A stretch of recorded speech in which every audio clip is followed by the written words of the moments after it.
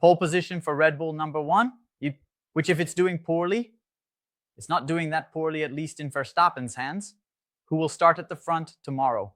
Second for Piastri, third for George Russell, fourth for Leclerc. Leclerc is 0.376 off the lead, almost 0.4. It's a reasonable gap. Let's see how Ferrari performs in the race. The third free practice session this morning in Jeddah. Morning here for us in Brazil at 10:30, but there it was already 16:30. McLaren was leading again, Norris in first, Piastri in second, with very little or almost no difference between the two. Another gap for the group coming behind. Norris was first with a 1:27, 4, 8, 9, and less than a tenth, less than a quarter of a tenth behind him was Oscar Piastri, but Russell was third, 6 tenths, 1 second, and more than a tenth behind. Followed by Verstappen, 2 tenths behind Russell, 8 tenths from the lead, close to him Leclerc, then the two Williams, Albon and Carlos Sainz, who are promising a lot for this weekend. Let's see if Williams can deliver. Then Gasly, Tsunoda and Antonelli closing the top 10 with Rajaram, Hamilton, Lawson, Alonso, Duran, Behrman, Hülkenberg, Ocon, Bortoleto in 19th. He was the one who drove the most, trying to make up for the loss of the session missed. Yesterday, in FP2, he had a fuel leak and didn't even go on track. And in last place, Lance Stroll. In Jeddah, we also had the F1 Academy race, a category that trains girls to advance to Formula 1. And in this grid, we have two Brazilians, Rafa Ferreira and Aurelia Nobels, who finished in 9th and 10th positions in Saturday's race. But what everyone was talking about once again was the future of Max Verstappen, and a prominent journalist, Andrew Benson from the BBC, brought the information. According to his report, which we shared here on Twitter and Instagram, he heard from a source close to Max Verstappen, people who work with him, without even being asked, that Verstappen might take a sabbatical year in 2026 to return in 2027. It would seem like a bizarre U-turn in his career, but if you look closely, it makes some sense. Verstappen will become a father in the coming months, as 𝘾𝙤𝙤𝙤 is expecting their child.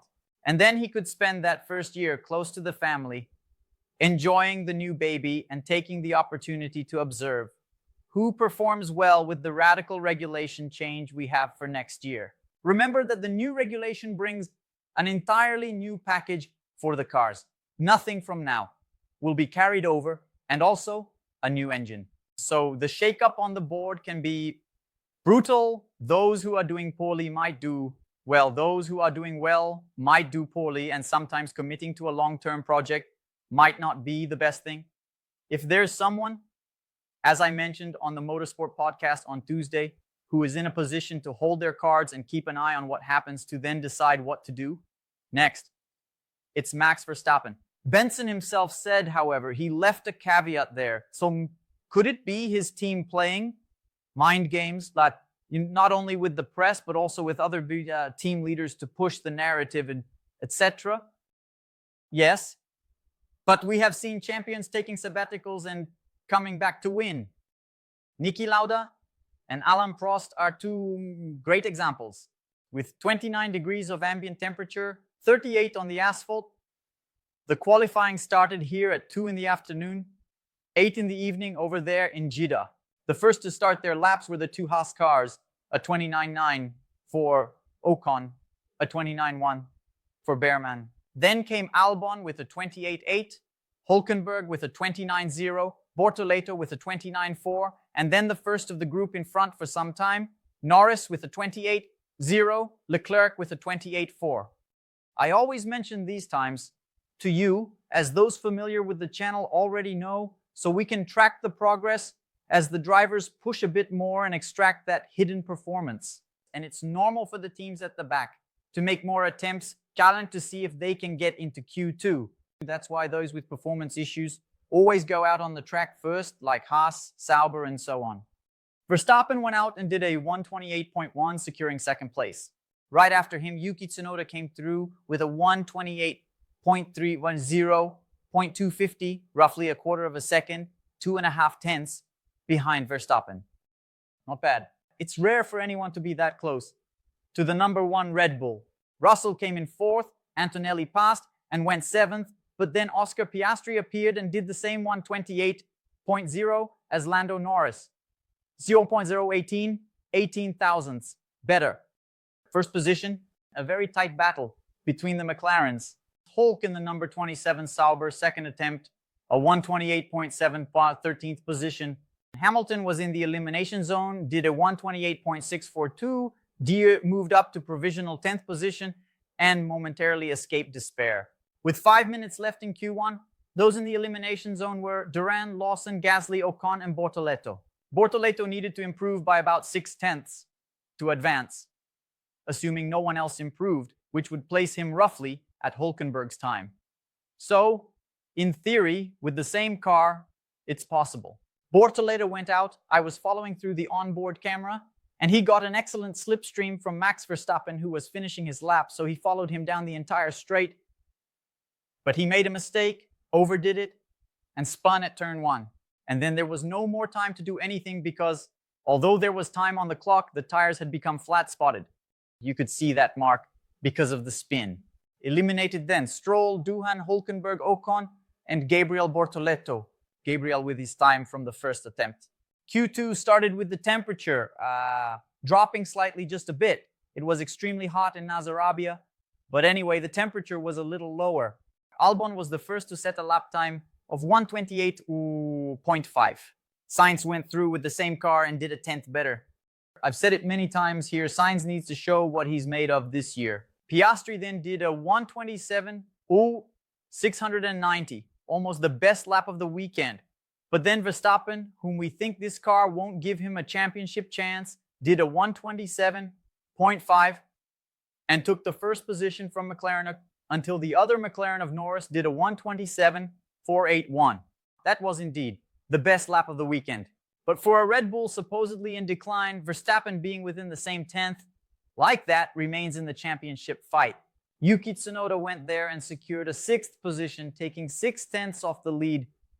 But it's better than many things we've seen recently from the car next door in the Red Bull garage. And Red Bull had extra work from the first to the second attempt of Verstappen in Q2 because he asked the team to check the plank underneath. As he warned, I hit a curb hard, double check. Check twice to see if there's any damage. This is that infamous plank that, if worn down too much, can lead to disqualification even on a qualifying Saturday. You lose the times, start from the back, and he really hit it hard. I took a screenshot here for you. The car took that famous pirate jump at the start of the second round in the elimination zone. 4.5 minutes from the end were Albon, Behrman, Hadjar, Alonso, and Liam Lawson. Sainz went there and did a 1:28.0. Alexander Albon, a 1:28.1, both Williams advancing at that moment to Q3. Hamilton was in the elimination zone, 1:28.1. Filso Ferrari in the middle of the two Williams. Alonso improved but didn't make it, remained in the elimination. And then Yuki Tsunoda pulled a lap out of the hat and put his Red Bull in the top 10, P7, pushing Albon to elimination in 11th. And then out were Albon, Lawson, Alonso, Hadjar, and Behrman. Hamilton made it to Q3 in the top 10 by a hair, 0.621 ahead, while Albon was at 0.628, 7 thousandths. It's worth noting 0.8 in Q1 between the first and the 15th, the last one who made it to the second part, in this Formula One that some say is already dead and completely unbalanced. Q3 then was for the top 10 to organize the first half of the starting grid. And then Oscar Piastri was on a flying lap, crossed the finish line with a 1:27.560, and the cameras switched to another McLaren in the wall at turn 4. Lando Norris slightly overshot the point, managed to regain control of the car, but when he did so, after a rear slide over the curb, the wall was already there. Street circuits have no way around it. There's no margin of distance to the barriers. He stayed there, destroyed the left side of his McLaren, red flag. 9 minutes of interruption. And then, due to the forces involved, because it was a fast section, the gloves, helmet, suit, and the car itself have sensors. That alert, and the medical car is dispatched to assist the driver. Everything was fine with Norris. It was just the scare and the disappointment of being out of a qualifying session where he evidently had a good chance. And now he will start from 10th, with the clock showing 8 minutes and 32 seconds remaining. Paused with the red flag, restarted with the green light, and Piastri was the only one who had a lap. Verstappen went out and did a 1:27.500 1,000th faster than McLaren's time before the red flag. There was still time for Piastri to respond. There was still time for Verstappen to try another lap, and that's exactly what he did, because he stopped, basically made a pit stop, just quickly changed the tires, and went back on track to have time to start another one, which meant that he went out on the immediately previous attempt, the 1,000th faster, with fuel for 6 laps. Out, the flying lap and back, and then again out, flying lap and back, because he didn't refuel. There wasn't time in this interval. Therefore, there was more performance to come. But Russell decided to join the fight and set a good time, 0.282 faster than Verstappen in the second sector. The Mercedes crossed the finish line with a 1:27.407, the best time. But Piastri was on a flying lap and Verstappen was further back as well. Piastri clocked a 1.27.304, 0.103 faster than Russell. It was already a time that looked like pole position, but it was worth waiting because Verstappen was coming. And then he did a 1:27.294, 0.010, the best time of Q1, 100th better, pole position for Red Bull #1, which if it's doing poorly, it's not doing so poorly, at least in Verstappen's hands, who will start at the front tomorrow. Second for Piastri, third for George Russell, fourth for Leclerc.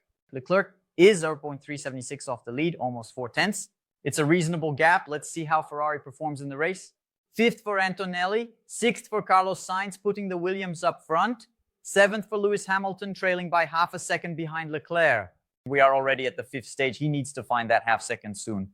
Eighth for Tsunoda, ninth for Gasly with the Alpine, which is indeed improving, and 10th for Lando Norris. Undoubtedly the biggest loser of this qualifying because he is the championship leader and was the favorite for tomorrow, but not anymore. And then in the order they were already in, 11th for Alexander Albon, 12th for Liam Lawson, followed by Alonso, Hadjar, Behrman, Stroll, Doohan, and Hülkenberg, Gabriel Bortoledo's teammate, 18th, Esteban Ocon with Haas, and the Brazilian in 20th. What to expect for tomorrow? Well, McLaren has the car to challenge Red Bull. It's true, but Red Bull has the cunning for strategy and Max Verstappen at the wheel. So if McLaren, and especially Piastri, want to take advantage of Norris coming from behind, it would be good for him to make a move on Verstappen right at the start. And Verstappen is already at an advantage because at this point he has another chance to delay the moment when McLaren will pull away from him in this title fight. Since he secured pole position, he might, why not, pull a victory out of the hat on a track where he has an excellent track record. It remains to be seen how the Mercedes, the Ferraris will perform what Williams can bring. And if Hamilton will once again fight his way to at least a position behind Ots alongside Leclerc. At the back, Bortoleto once again faces a tough mission, starting from last on a track that demands a lot from the car's aerodynamics. And he already knows it from Formula 2, but as we know, Formula 1 is a completely new experience. However, this track is conducive to safety cars. We've already had crazy races there, and as Hülkenberg showed in the first race of the year in Australia, to score points with the Sauber car, it's important to be in a position to capitalize on others' mistakes.